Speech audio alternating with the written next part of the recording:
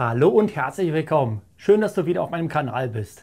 Heute möchte ich mit dir in die faszinierende Welt des legendären Mercedes 201 eintauchen, der auch als Baby-Benz oder einfach als 190er bekannt ist. Dabei werde ich dir eine sehr interessante Frage beantworten, warum der Wagen überhaupt entwickelt und gebaut wurde. Um das zu verstehen, müssen wir einen Blick zurück in die 70er Jahre werfen. Eine Zeit, die von der Energieressourcenkrise geprägt wurde. Diese Krise war ein Wendepunkt in der Automobilindustrie und zwang weltweit die Hersteller dazu, ihre Prioritäten neu zu überdenken und sich verstärkt auf die Effizienz und somit die Fahrzeuggröße zu konzentrieren. Dabei wurde sehr schnell klar, dass man kleinere und dennoch leistungsfähige und effiziente Fahrzeuge braucht. Und genau das war die Geburtsstunde der Baureihe W201 im Hause Mercedes-Benz. Der damalige Unternehmensvorstand legte fest, dass der 190er kleiner, leichter und sparsamer sein soll als die bekannte Mittelklasse-Baureihe W123. Hierbei sollte es sich aber weiterhin um einen typischen Mercedes-Benz handeln. An der Fahrkultur, der Sicherheit und den entsprechenden Mercedes-Benz-Eigenschaften sollten keine Abstriche gemacht werden. Die Entwicklung des Baby-Benz begann in den späten 70er Jahren und war ein langwieriges Prozess, der von zahlreichen technologischen Herausforderungen begleitet wurde. Die Raumlenker-Hinterachse, neu entwickelte Dieselmotoren, eine CW-Wert-optimierte Karosserie ohne Chromschmuck und der moderne Innenraum stehen für den damals neuen Stil. Während der Entwicklungsphase wurden auch zahlreiche innovative Technologien eingeführt und getestet, darunter ABS, Airbag und verbesserte Karosseriestruktur für höhere Sicherheit.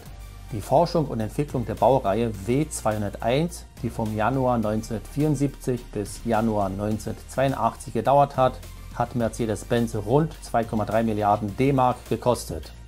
Die ersten Prototypen wurden dann Anfang 1980 getestet. Die Produktion begann rund 2 Jahre später im Februar 1982.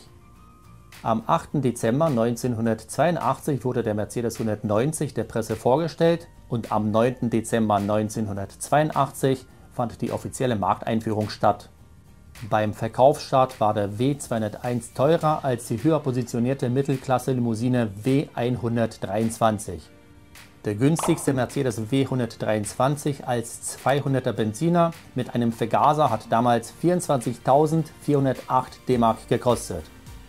Der Preis für den günstigsten W201 190, der die gleiche Motorisierung hatte, lag bei 25.538 D-Mark. Das heißt, dass die Preisdifferenz stolze 930 D-Mark betrug.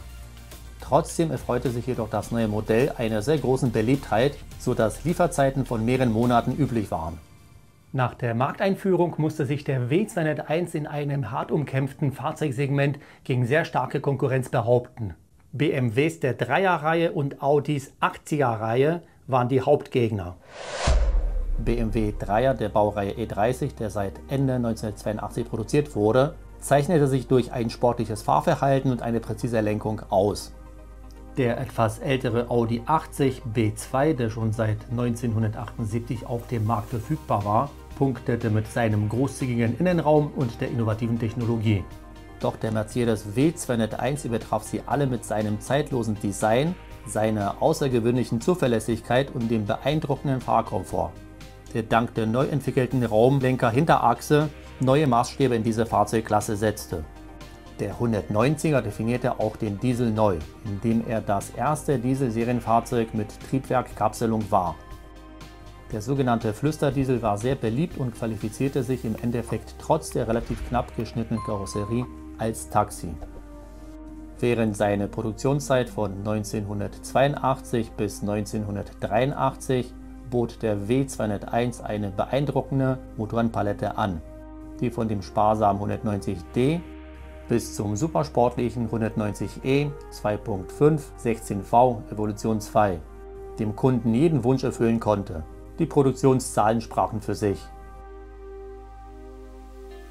Insgesamt über 1,8 Millionen Einheiten wurden hergestellt und weltweit an die Kunden ausgeliefert.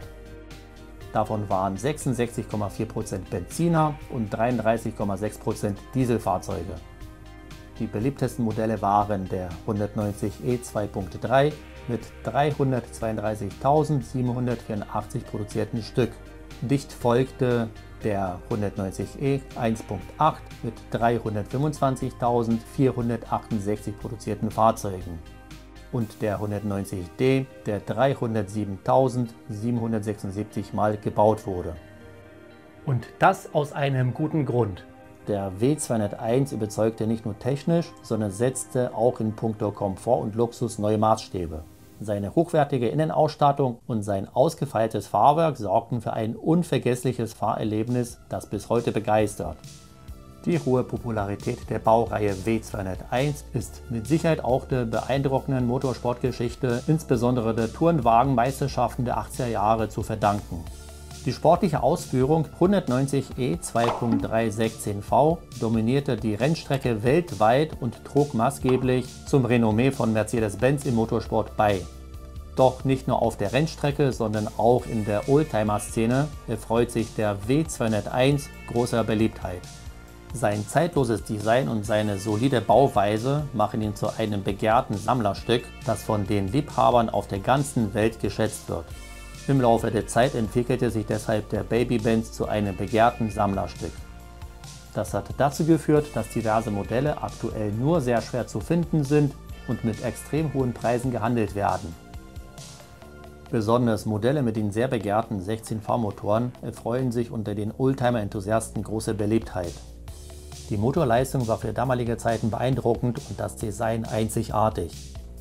Sehr selten ist auch der 190e 2.6 geworden, der mit seinem laufruhigen Sechszylinder sehr viele Freunde gewonnen hat. Das spiegelt sich ebenso in dem aktuellen Marktwert dar. Eine ähnliche Situation haben wir auch bei den Dieselmotoren, wo besonders bei dem 190D 2.5 Turbodiesel der Markt fast leergefegt ist. Zum Glück findet man aber noch gut erhaltene 1.8er, 2.0er und teilweise 2.3er, die zu relativ günstigen Preisen angeboten werden. So, liebe Mercedes-Freunde und Kameraden, ich hoffe, dass ihr ein paar angenehme Minuten bei diesem Video hattet und dass ich euch meine sehr große Sympathie zu dieser Baureihe zeigen konnte. Vergisst nicht, euer Feedback in den Kommentaren zu hinterlassen und natürlich werde ich mich über ein Like freuen. In diesem Sinne, bis zum nächsten Mal.